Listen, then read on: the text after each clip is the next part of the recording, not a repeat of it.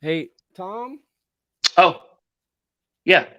uh, what's this paper you had me sign? Says you're Oh, my dad. What is this?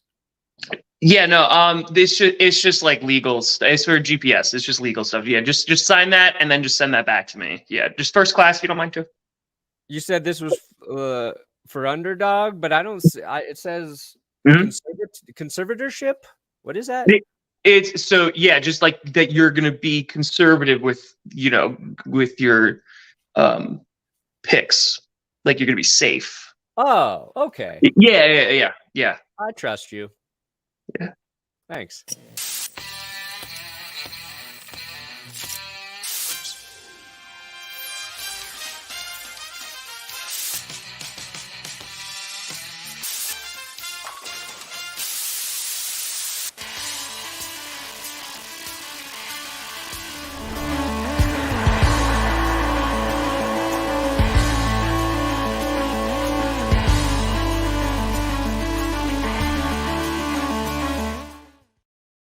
Oh baby, we here. We steer. You in the right direction. Welcome to another. There, that's better. I was going to say, but that's better. That's better. Yeah, Welcome to another edition of the Grossi Perna Show. I'm Tom Grossi. That's Brandon Perna. And this is GP.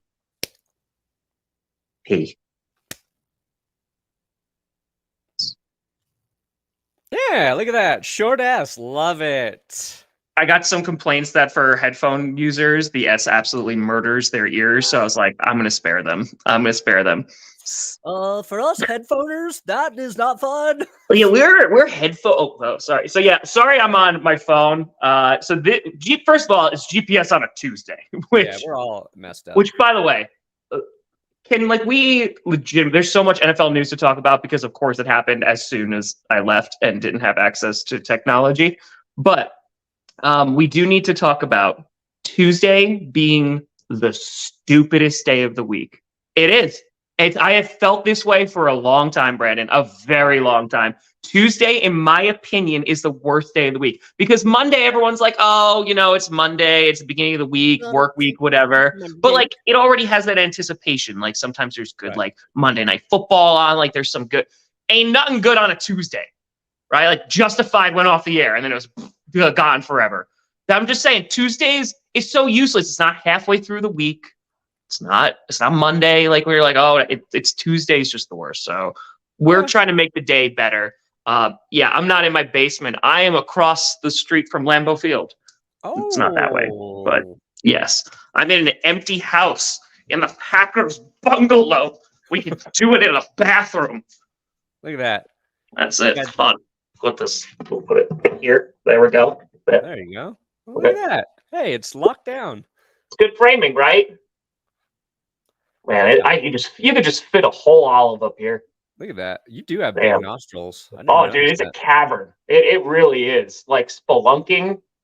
Do you hear about like that soccer team that got stuck in here one time? In the bathroom?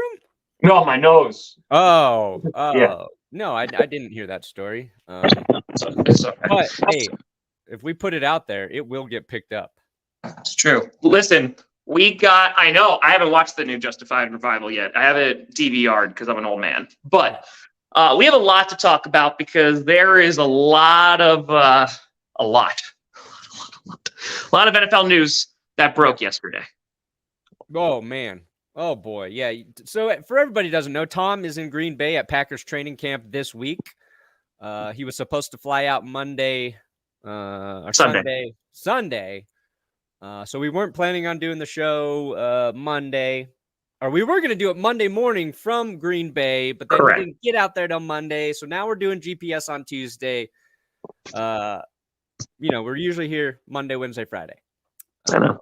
So Tom's covering the Packers, doing his thing down at training camp. And as soon as he gets on the airplane, Dalvin Cook signs, Ezekiel Elliott signs, all the preseason stuff sort of happens. Zach Martin signs. That's about it. Those are the big ones. Big ones. Yeah, those are the big ones. I mean, Anthony Richardson just got named starter for the Colts That happened this morning. Yeah, That happened this morning. But yeah, no, what's frustrating is like the Packers. I want to talk about preseason with you. I want to talk about Trey Lance because Trey Lance that's been like the talk of the town. But before we get into anything, before we jump into the signings and all that great stuff, Brandon Perna recently put out a preseason video, and I haven't had an opportunity to talk to you since Friday, where both of our teams played in the preseason. Feels like an eternity ago. It does. It feels like a very long time. So, I mean, how do you feel about the Denver Broncos? And also, I'm so sorry you lost to the Cardinals. I know the wins and losses in preseason doesn't matter, but Happy birthday. Happy birthday, Kabir. I've had time to process it. I was not thrilled by the Broncos' performance in the preseason game. Russell Wilson, like normal, took too much flack for some problems that were out of his control. Offensive line was not good in pass protection. Like the Cardinals, they better have the best pass rush on earth. Okay, they don't. They don't have the best pass rush. So the offensive line is the biggest concern. Obviously, we had some kicking issues. Yeah. Will and I have decided we're just going to blame the kicking problems on the field. No way anybody could kick footballs on that field. I think Matt Prater missed a kick in that game too. That actually made me feel a little bit better. But this weekend, the starters are going to play even longer. They played until midway through the second quarter. And boy, the Broncos starters against the Cardinals' third string defense, no chance. No chance the worst team in the league with their third string players is better than the Broncos. So suck it, NFL. Yeah. It's interesting because one, this is where I finally reveal. So did the Broncos have any problems with like footing on the field and all that great stuff? They had some issues. Right? Yeah, because like the field was like messed up and stuff. It was still slippery from the Super Bowl. So here's the thing, Brandon. I just really want you to do well in life. I want you to do well with the channel and everything like that. Thank you, Tom. And so the best way that I know that I can help you is if the Denver Broncos continue to be bad. No. Right? No. So when I was in Arizona, I did have an opportunity to actually go on the grass field. So you're welcome. You cover it in your slippery juice? That's a phrase I wish never entered my ears. And I dialed it back. You did. You did. We've softened you up here. we definitely have done that. I've heard the complaints. No more jizz talk, Perna. Okay, fine. So you worried with slippery juice. I miss doing this show.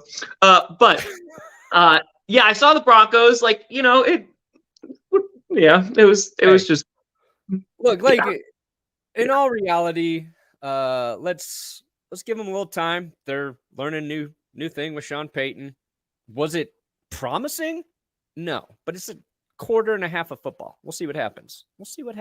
Yeah, I mean, so that's the thing. We actually got preseason football, and I feel like the hype for this preseason, and maybe this is just like me as a Packers fan and you as a Broncos fan, because like we actually have a reason to watch. Yeah. Right? Because we're like, oh crap, does like our starting offense look good? So because Jordan Love only played 2 series. Like he only played for like a little bit of the game. It wasn't very long. Threw a touchdown, which was freaking awesome. Had some inconsistencies. Like he missed Luke Musgrave over the middle. Yeah, it was like one of his early throws. He missed him wide, but like. But if you watch Dan Orlovsky, he actually like broke it down like on Twitter, in which he said that he was looking off. I think it was like the middle linebacker. He was looking him off with his eyes. And like, as he goes to throw, the middle linebacker jumped the other way because Love is literally like looking that way. So he was trying to like, just do it like really, really quick. So yeah, like Orlovsky was like, is he doing too much with his eyes? So yeah, it's like, again, these are things like he's going to have to learn, and he doesn't have a lot of experience, and we're going to see what happens. Yeah, but I would say, like, if you're a Packers fan, there was more positive from his debut than negative. You know, it was like that throw was like the big glaring thing. And then he throws a nice little touchdown. Romeo Dubs comes down with a nice Romeo Dobbs, back baby. there. Oh my God. He's going to be a monster this year. I'm so excited. I'm so excited. It feels like Jordan Love is in a much better spot right now, obviously, than Trey Lance, which we'll get to. But both are in the boat of, like, they just haven't had a ton of reps. So that's kind of the thing there. But anything circulating at Packerville? So Lambeau? I got in yesterday. Well, Roger Goodell was here yesterday. Oh, So did he fine you? no. Find that man. If I were Goodell, I would just point at people and be like, "Fined, Done. Just why not? It's like little old lady crossing the street. Fine. Yeah. So I got in late yesterday. I was supposed to be in Sunday night because I was supposed to go to the Roger Goodell thing and camp. They actually canceled. Well, they moved camp inside because so the public isn't allowed because of weather. So right now, I mean, like the big standouts from Packers camp, like they're talking about Jaden Reed a ton, who's the wide receiver that one of the wide receivers that we drafted this year. Luke Musgrave, one of the tight ends that we drafted this year, like he's making a lot of like heads turn. And it seems like, well, he's already, I know the unofficial depth chart doesn't mean anything right now, but like he is like tight end 1. So it just seems like they're utilizing him a lot and like actually trying to like scheme up plays for him. And like, this is something, you know, too. Tight end is usually like really difficult to transition from college into the pros, like because you have to learn about like pass protection and you also have to learn route trees. Like you have to learn all this stuff, right? And so it's like, oh, all right, let's wait because it's probably not going to work. Even with like Kyle Pitts, right? Like Kyle Pitts, Noah Fant, even TJ Hawkinson. Like when they like those first years, they didn't do a ton. So it's just really interesting because we haven't had a tight end threat. Like we've had Robert Tonyan. He had that one really good year where he had double-digit touchdowns, you know, but we haven't had like a real threat since, you know, Jared Cook for like a hot minute. He did well at the end of the season, of course, had that Cowboys catch. But like Jermichael Finley is the last time we had a legitimate threat.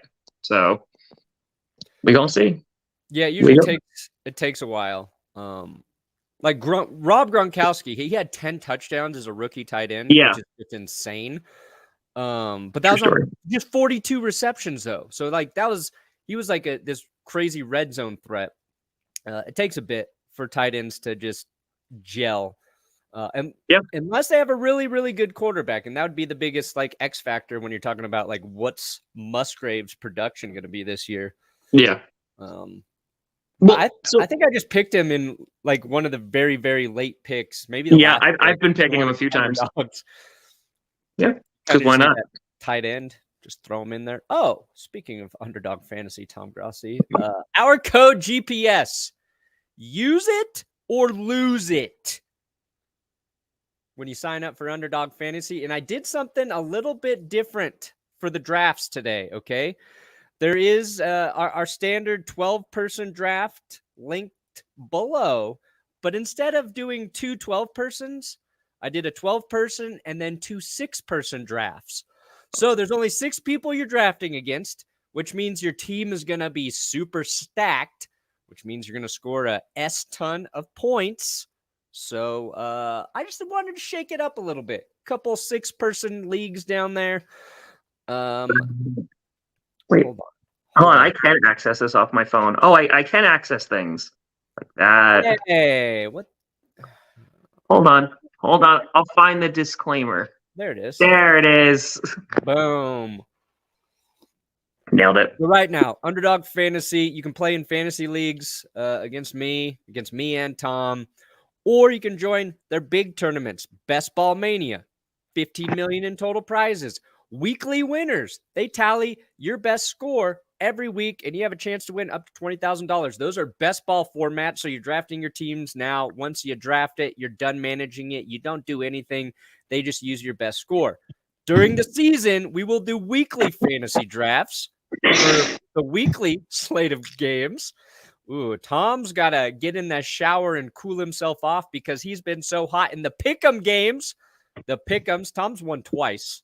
He's won $750 twice in pick. Yeah, I did. I picked 4 random players on Saturday. So hold on. Let me explain my underdog story really, really quick, right? Because usually I have no idea what I'm doing on a daily basis. So with Underdog, I literally did it once on that Thursday, and I was like, oh, like let me pick like these 3rd string backups. Like they're not gonna get anything. And I bet $75. It was 750, and I was like, wow. Maybe I'm just like really, really good at it. So then I tried it a bunch on like Friday and lost every single one. And I was like, nope, I'm just dumb and like need to be a responsible person and not be dumb. And then I was like, all right, I'll just try it once on Saturday. And I won again. So I was like, okay, well, you know what that taught me? What should be you bet with your head, not over it. Ooh, love it. It's true. And in Colorado, we just got the pick'em games. So we'll be doing. Yeah, how'd you do, Brandon? I went 2 for 2 in my four-man pick'em. And luckily, I whiffed on Marquez Callaway. I should have went with Lil Jordan Humphrey. I went with Callaway, and I already lost. But had I been in contention, I would have lost on the last play of the game when the Cardinals rushed in for the 2-point conversion. I can't even remember the running back's name, but I picked the under on him, and that boosted him over. I was like, oh, thank God I wasn't in play to win there. So anyway, Underdog, links to sign up are below. Code GPS, they'll match your first deposit up to $100. We're rocking with them all season long. So if you want to rock with us, rocking with them, we can all rock. Is this just like an Airbnb? Yeah, so this is some random person's house and they're not in town. Now it's other shower. Toast time. Oh. Yeah, no, it's an Airbnb. It's the Packers bungalow. It's literally like brand new. And shout out to Cheesehead TV hooking me up for today. They were like, hey, like, let me know. And I was like, all right, cool. So I'm not staying here tonight. I stayed here last night. But tonight, like a bunch of people are getting in. Johnny Barks is coming. So I know. Oh, because is that why you're like, Johnny doesn't get a vacation? Because now I don't have an editor for the week. Dude, the kitchen. The kitchen's downstairs. We need Johnny Barks 2.0 too. I love Johnny. Look at that nice kitchen. It's a nice kitchen. And you know what? Shout out. Show us the fridge. Show us the fridge. Some of this stuff is not mine. So there was croissants that were in there. There was Carry the G, which is the Cheesehead TV beer. Just delicious. And shout out because when I am here, Tyler went to go pick up people. So the problem is that usually when you go to Airbnbs, there's a water issue. So you're like, hi, they're drinking like right out of the tap, right? You know, it's a little warmer or whatever. This came with a Brita. So you know what? Hell yeah. Hell yeah. It's a big Airbnb. We've got a Brita for you. That's Brita, you honestly want to sponsor this show too? Both Tom and I love some Brita. It's true. It's true. I want to talk about Zeke and Dalvin. And Dalvin and Zeke. We have been waiting for these motherfuckers to sign somewhere, and they finally did. Praise be. Kareem Hunt. Nobody wants him right now. Lenny Fournette. Nobody's even talking about. No one. Ezekiel Elliott. He goes to the Patriots. Dalvin Cook goes to the Jets. They both picked the AFC East. Interesting. We knew the Jets were interested in Dalvin Cook. Immediate thoughts, Tom, like who do you think's going to be more impactful where they're going? So Zeke to the Patriots makes a lot of sense, right? And I know everyone who like drafted Stevenson is now upset because it's like exactly. It's like I one thing.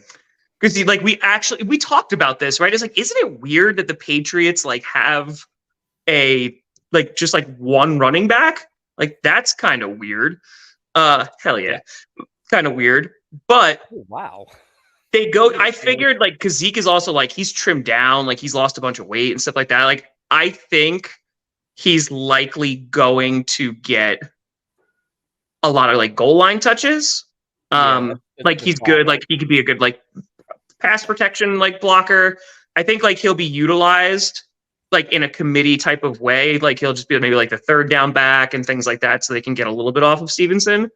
But Dalvin Cook, I think, is going to have the best opportunity in the beginning of the year, because like Breece Hall like just got activated off the PUP list, so he's going to be in practice today, which is really great. It's like they're not going to want to rush him in though. So I think Dalvin Cook is going to have more of like a lane, like maybe those first like 4 weeks, he'll have an opportunity to be like, hey, like I'm still a running back one. And then, you know, with Breece Hall likely taking over, it's probably not going to be like too crazy for him. But yeah, Zeke, I think, is going to have like a lot of goal line touches. Yeah. If I know anything about old Billy Belichick, there will be one game this season where Zeke gets like 35 carries. Correct. Yeah. You'll be like, what the hell? Zeke, 180 yards, 3 touchdowns, and then we won't see him for 4 weeks. Yeah. He'll fumble once, and then like it's like benched for like the rest of the year. Yeah. It's interesting. I saw somebody who knows more about football saying like Ramondre Stevenson isn't as good of a short yardage back as you would expect with his size. And that's something Zeke has always been like pretty good at. So, you know, like both of these signings make sense for both teams. They both add like nice RB2 depth pieces. Yes. And I think like the upside with Dalvin Cook is last year he was good enough, right? He had such, I forget what season, but he had such a great season that his expectations are like way up here, but he's just like a solid running back, even when he's still performing better than most in the league. So like over the course of the season, he can continue to have impact for the Jets in a bigger way than Zeke. And it's your turn in fantasy, by the way, buddy. What's that? All the call comments, I see them. It's your turn. You have to go. Oh, I got first pick again? You got the...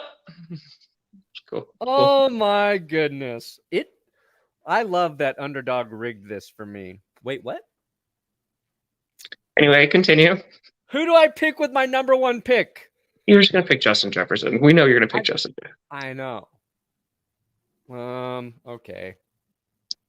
Jefferson, gone. I got the number 4 pick here. I've been taking Jamar Chase, but I'm going to go Tyreek Hill. And I got the first pick in the other. Both 6-person leagues. I got the first pick. Wow, wee. You know what? I'm going to go McCaffrey in this one. So, all right. Anyway. Yeah, so like, I think the O-line of the Jets is not as bad as people say, but I think it's an area of concern. Yeah, they're going to get an upgrade just by having Aaron Rodgers. Like when you get a quarterback who's a vet, gets rid of the ball quickly, your offensive line instantly like jumps like 7 spots in terms of pass protection because good QBs make up for that. Yes. And they were running the ball fairly well, even when like Zach Wilson was completing 6 passes on like 9 attempts in games. And I think what's the big question mark is Mekhi Becton, right? Like he trimmed down. Can he stay healthy? Can he be the left tackle like they hoped that he would be? So both teams, I think this is a good signing. Both backs come on steals, right? Like $8.6 million for Cook, $6 million for Zeke. Yeah. And I think like Zeke had to sign for Cook to finally do it, where it's like, oh, we know Zeke's only getting 6, so we'll give you 8. And Cook's like, okay, I feel lucky to take this. But the caveat's like he's not even practicing yet because his shoulder's still recovering. Yeah. So it is a little weird. You sign the guy who's not fully healthy to come in and be the guy for your other running back who's not fully healthy yet, right? I think, yeah, I think so. But again, if they're just going to be using him like sparingly, I don't think it's going to get too crazy. But I think at the end of the day, like you mentioned, both of them signing in the AFC East, this makes the Patriots, like it gives them another weapon. Like we're talking goal line usage, all that great stuff.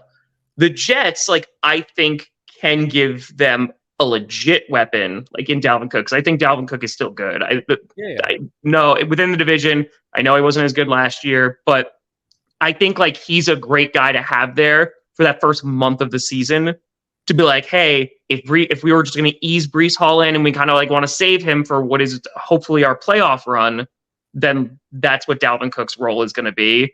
And you can, kind of do I don't want to say split carries, but like you said, you can kind of give Breece Hall a runway. But it's more impactful, I think, for the Jets in their playoff aspirations. Yeah. So it'll be interesting. I mean, they'll get head-to-head games, these teams, twice. So that'll be kind of interesting. We'll probably forget about it by then, but whatever. Most likely. The Cowboys did sign Zach Martin finally. Yep. 2-year deal, $18 million a year. Cowboys fans can take a breath. Big part of their line. Yeah. I do want to talk about this because Richardson was just named the starter this morning. So it was funny because CJ Stroud was the first like rookie QB that we saw, and it was not a great time for him. The O-line, like they were missing, I think like 2 starters on the offensive line. Like he was under a lot of pressure, threw a really bad interception, kind of just was getting frazzled back there. And it was like, okay, this is welcome to the NFL, right? Then you start to see other rookies also come in, like Anthony Richardson comes in, and you see those flashes, right? You see oh man, like, first of all, the guy is just like the build, right? The guy is a monster. And I think because I was reading like some scout reports from about Anthony Richardson that came out today on Twitter, and it was basically talking about like there was like Josh Allen comps and all that great stuff, like evaluating him before they got to the draft. And they were just like, his accuracy is kind of like, okay, he didn't play too many games, like he didn't start a lot, but the athleticism is so unique that it's worth taking a shot on him. And so I think that the thing with Richardson and what a lot of people have said is the stuff that that's glaring or is an issue that can be fixed. Like that's like just really good coaching. It's going to take time. It's going to take experience. Now, is there a worry that him being thrown into the fire is going to be like, is that going to like hurt confidence? Is that going to hurt like mechanics and stuff? God forbid he gets injured. I don't know. It is a little risky, but I think like the Colts just need that kind of injection of like, hey, we need to like give our fan base something. And also like, this is our best opportunity to probably win. Yeah. I'm not worried about him getting thrown into the mix right away. And I'm basing that solely off of how deep his voice is. Have you ever listened to him? He has got such a confident, deep voice. It's like nothing is going to rattle that man. Nothing. It is that if I had that voice, I would own YouTube. I'd be the president of YouTube if I had Anthony Richardson's deep voice. Second of all, he made an incredible throw in that preseason game that would have been a touchdown, but Alec Pierce couldn't hold it in. Couldn't haul it in. Like, really good throw. Freaking dime. And he looks a lot like Cam Newton out there in terms of like his size and power. Like young Cam Newton. And people forget Cam Newton as a rookie threw for like 4,000 yards that season. Set the rookie like yards record. And I think there's like a chance like Richardson can surprise people with his arm this year. And I think it's just the good fit with him and Shane Steichen. And I tweeted today, like the surprising thing about Richardson looking like the best of the first round quarterbacks in the first limited action is the Colts seem like a mess right now. Yeah. Like, they seem like they have the most, and that's crazy to say when you're talking about like the Texans in the mix there, but they like distractions, owner being weird, all this other extra stuff. They seem like a mess, but he came out and, he looked pretty good. So we'll see how they look once they get a little more time. And Bryce Young and CJ Stroud, they've threw CJ 6 passes, Bryce Young 4 passes. So we didn't get a lot. And, week 2, usually when guys play longer, everything's a little weird. It used to be week 3, but then we went from 4 games to 3 games. So this is the week I think like you can really get a better feel of where some of these QBs are. But I'm still the most excited to watch Richardson, honestly. Because he's he's like that Josh Allen type of build, like QB, just like he is a monster athlete. And if they can turn him into like also a good pocket passer too, like it's going to get crazy. Yeah, that was so heartbreaking. It was a motorcycle accident. It's so heartbreaking. It was, Alex,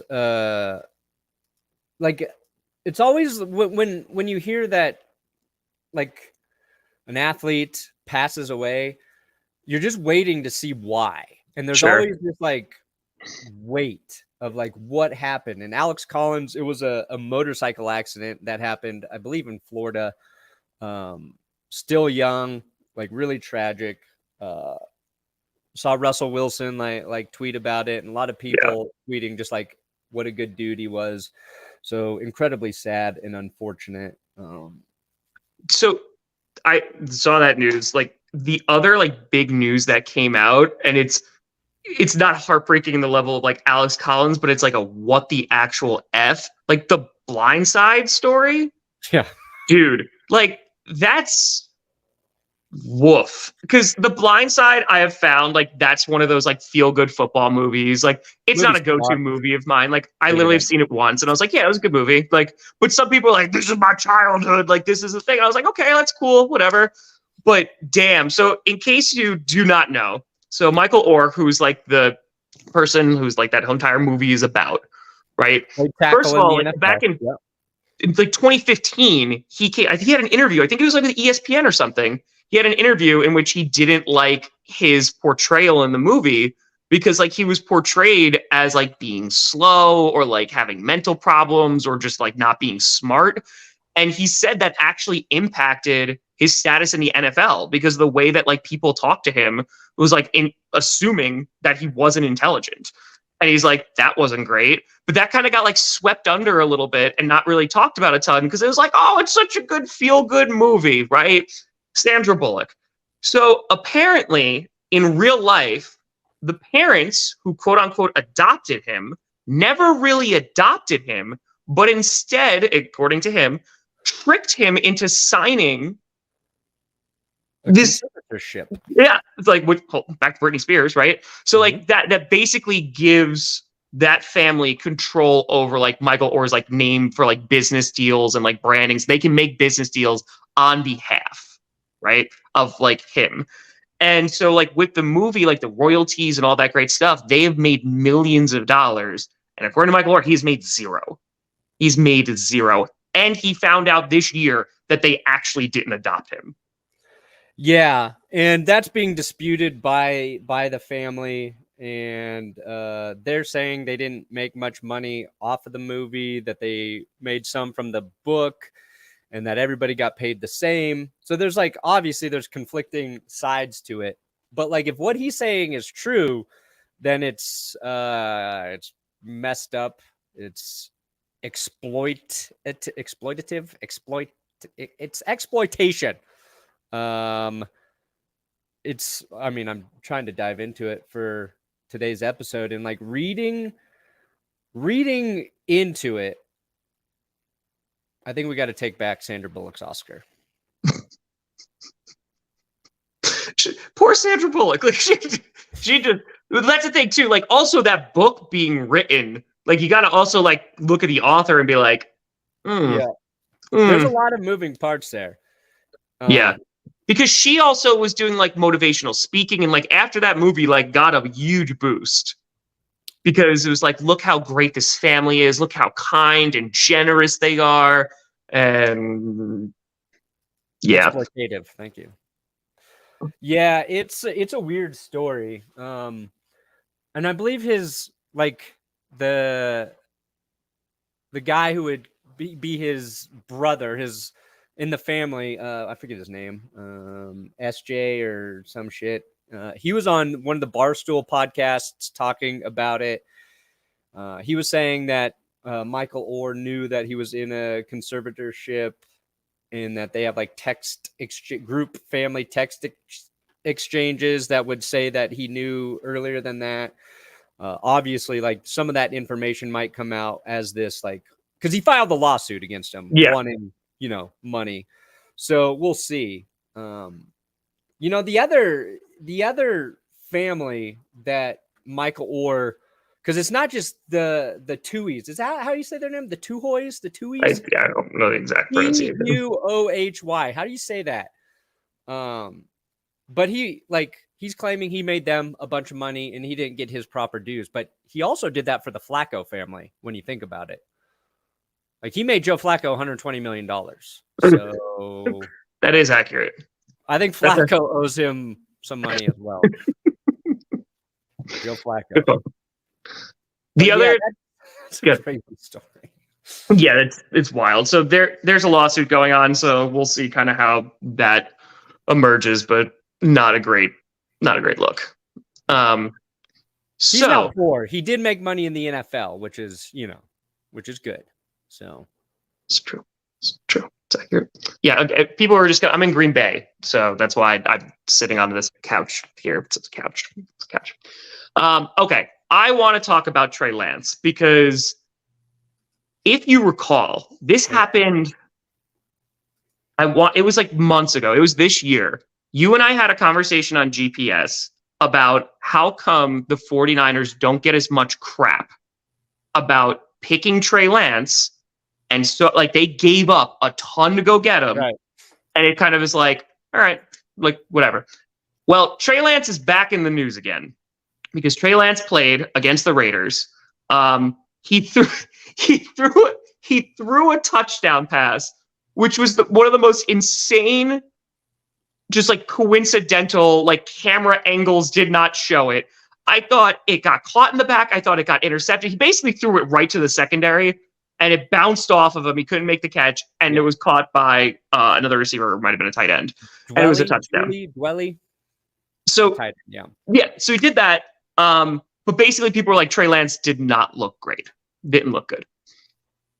And which, by the way, before we dive into Trey Lance, because I haven't talked to you about this.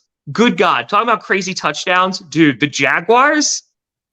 I want to stop for a hot second because I really want to get into the Trey Lance thing, dude. That throw, like that was one of the craziest plays I've ever. I don't care if it's preseason. That was one of the craziest plays I have seen in a very, very long time. It was so crazy. Like my first thought was like, how did Trevor Lawrence do that? My second thought was like, it's the fourth quarter. Why is Trevor Lawrence playing? Yeah. I'm like, that's not Trevor Lawrence. That's their third string quarterback, Rourke. Who the frick is Rourke? But yeah, it was.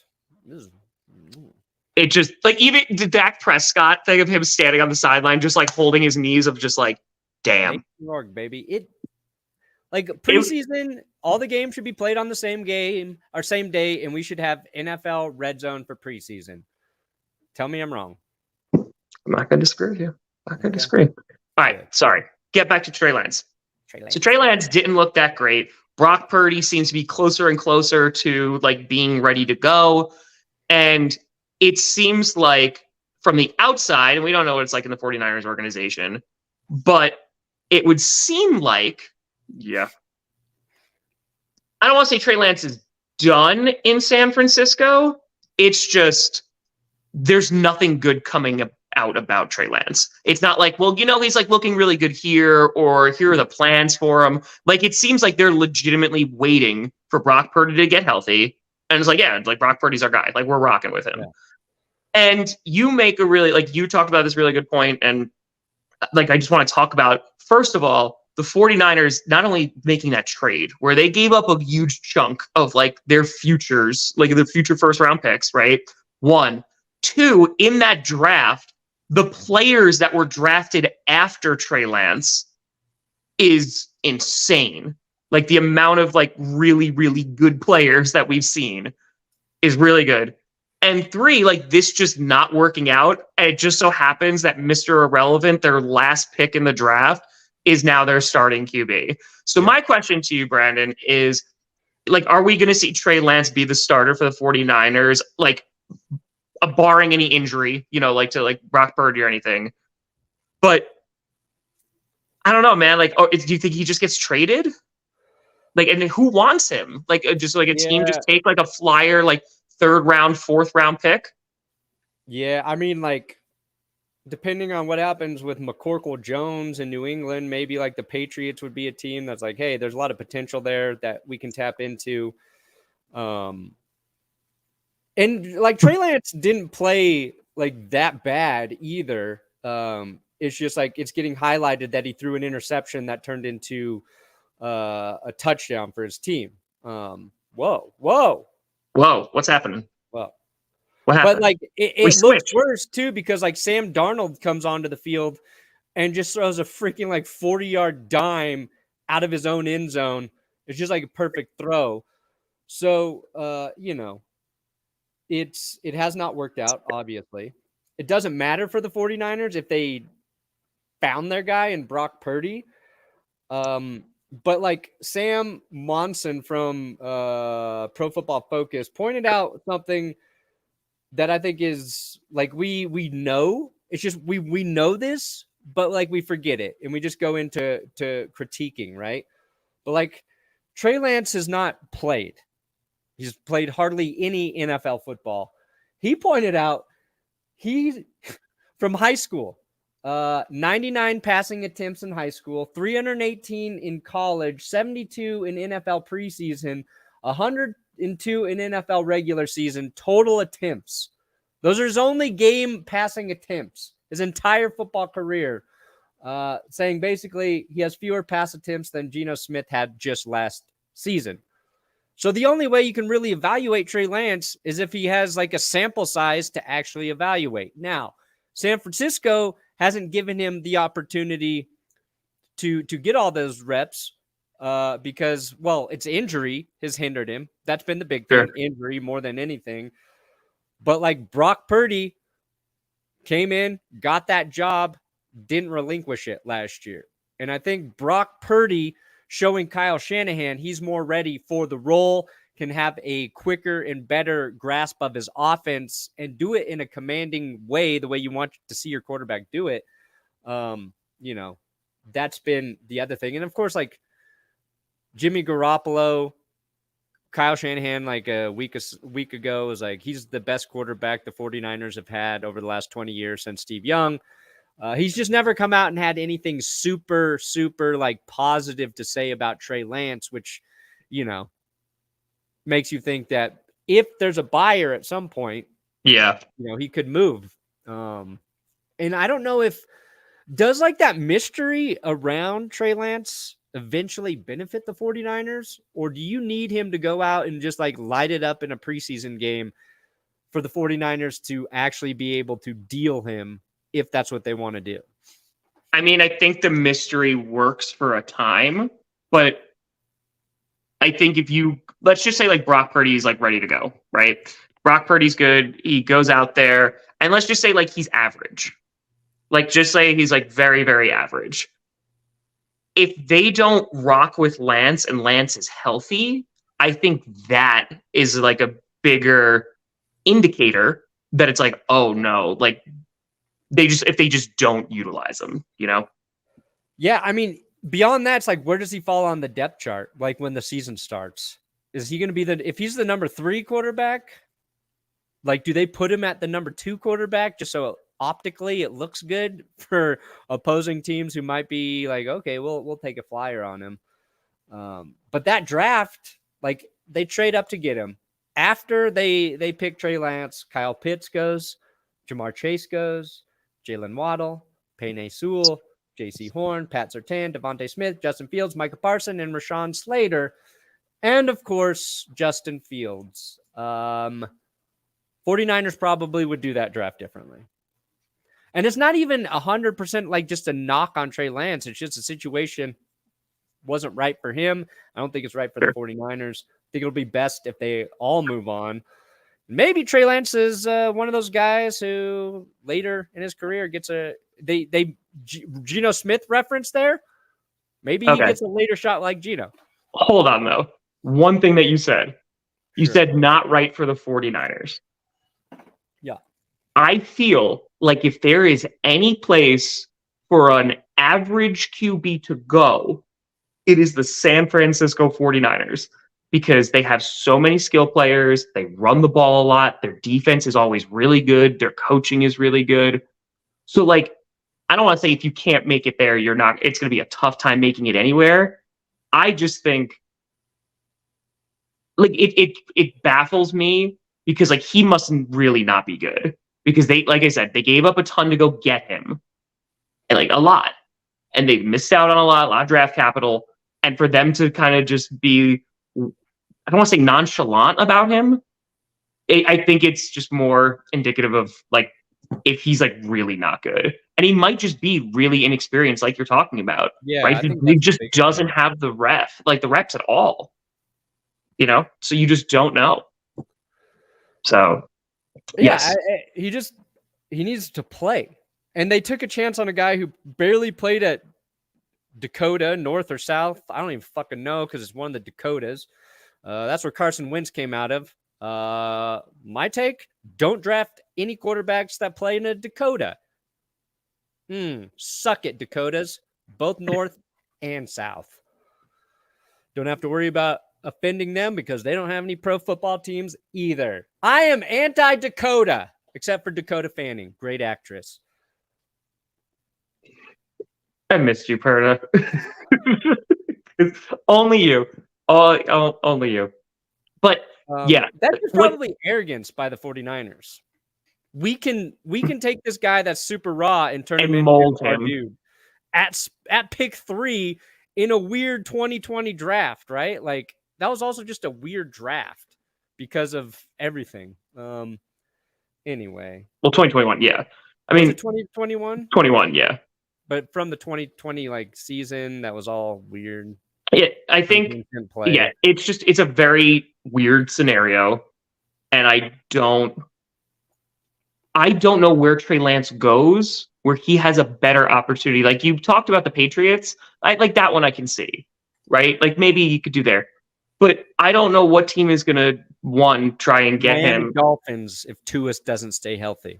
Oh Jesus Christ! Mike McDaniel going right back to the well, baby. And the Dolphins rip him off again. Yes.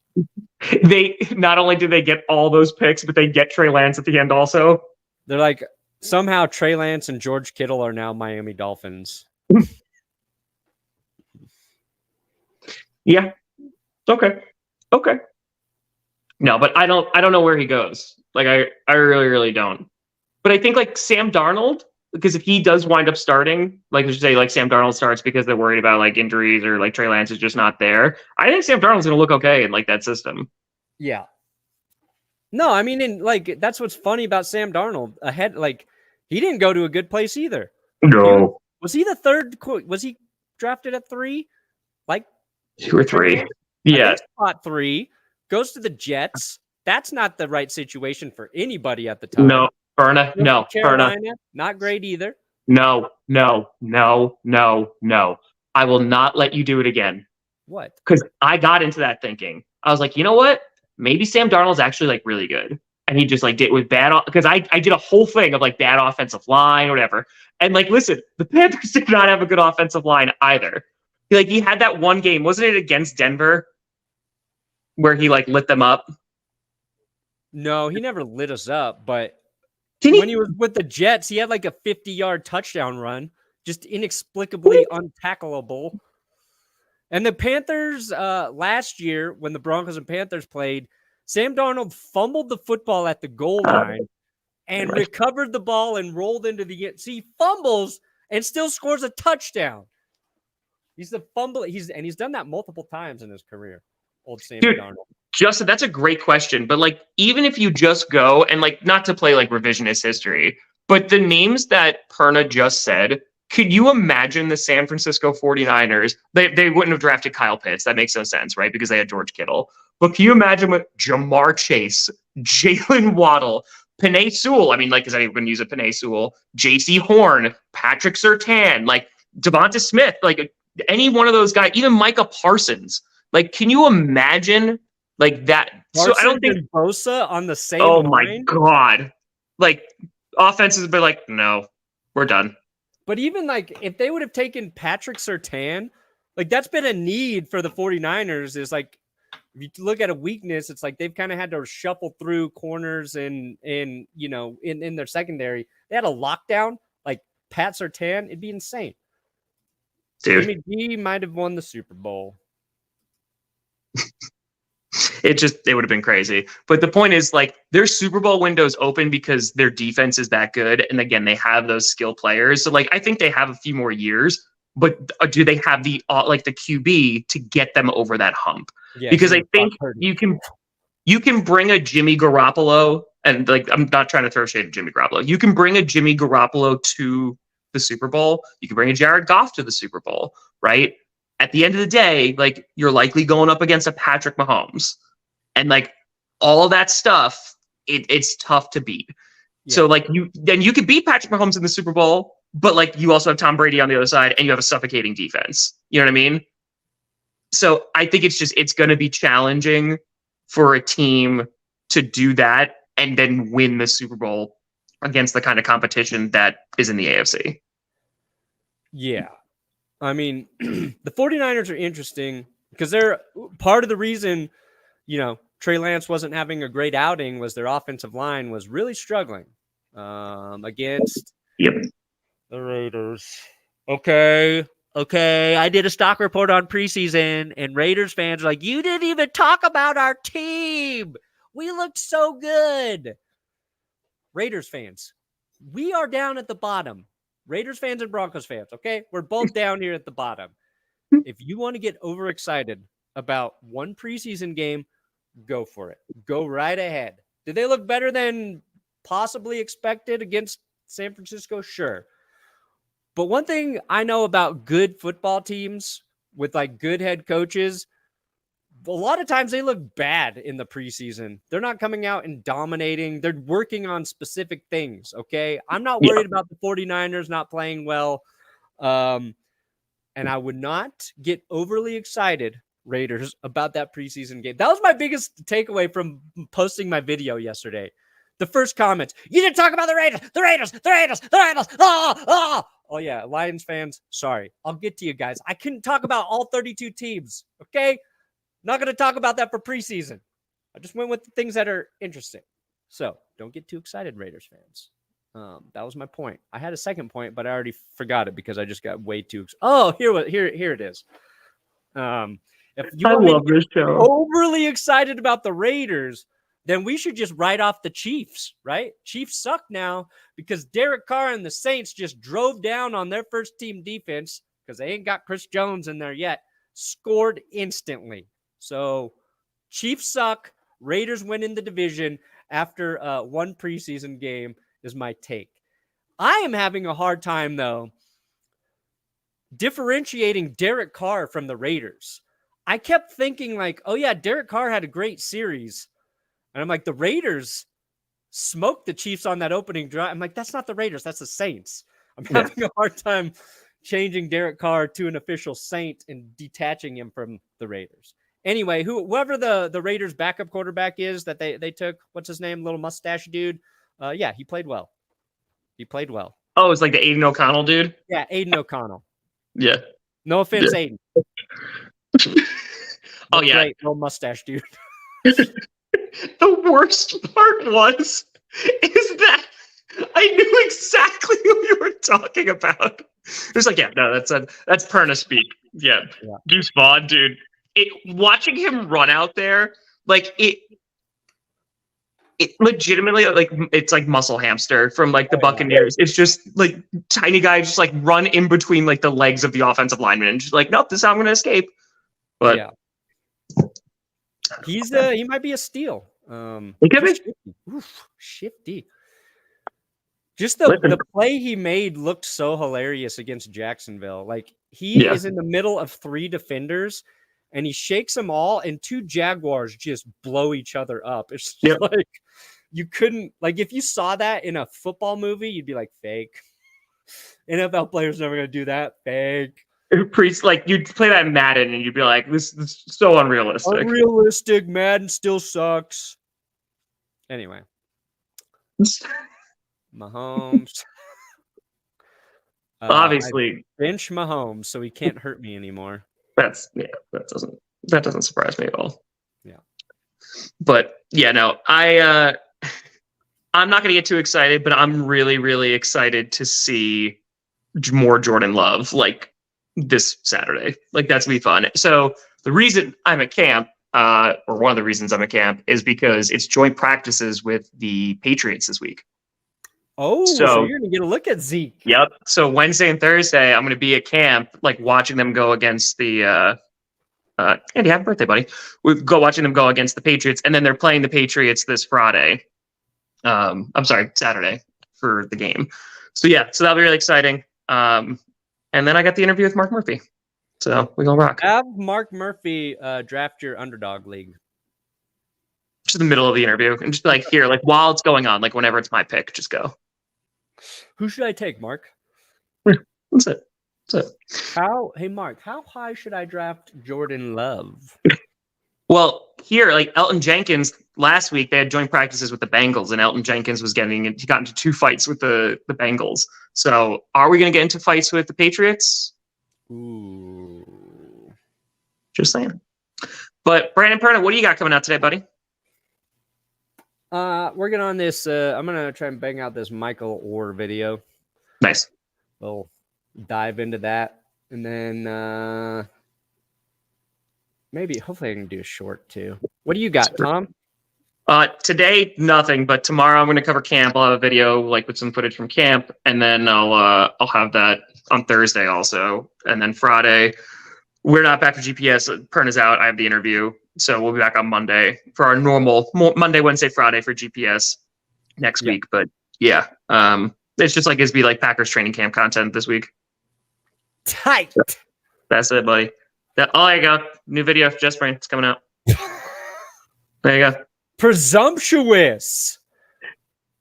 Subscribe to Jess's channel, or I don't get to be married anymore. Yeah, real quick, it was in the comments. Jalen Carter, dude. Very good. Like, we all know he's going to be good. One play, you know the rules. He looked good. That's it. But, folks, I appreciate you. Apologize for the phone. I'll be back in the normal studio setup and all that great stuff. But thank you so much. Oh.